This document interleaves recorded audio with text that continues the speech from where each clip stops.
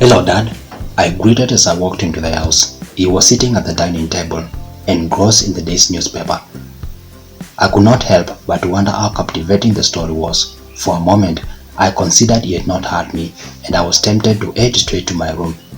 It had been a long day, and I felt I needed some rest. Or at least, that's what I thought. How much would you want to be paid for me to watch your life on my TV? He finally asked, looking up from his paper. Is that even possible? I asked. Why was he asking such a strange question?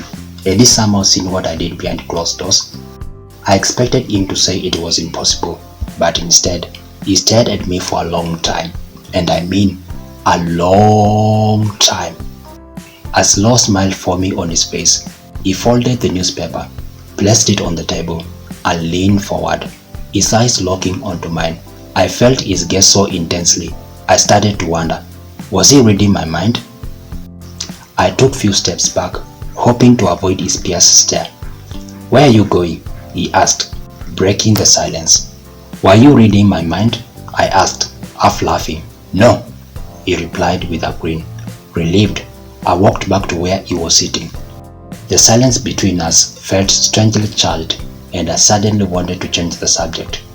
I'm tired, I said, trying to shift the conversation.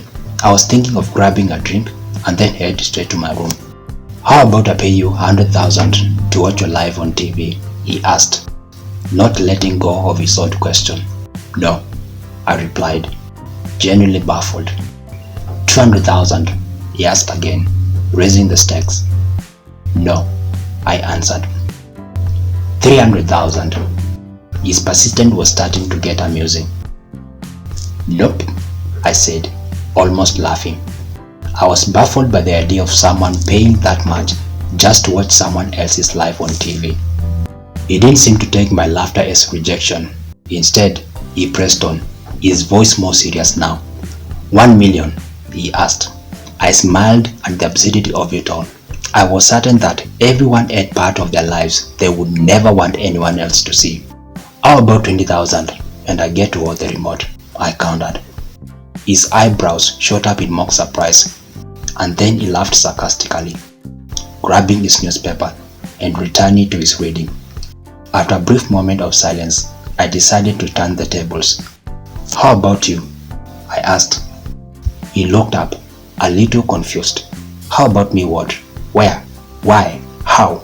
How much would you want to be paid? I pressed. He paused, clearly trying to suppress his laughter, then leaned back in his chair. Let's wait for the evening edition. It's going to be free, he said with a sly grin.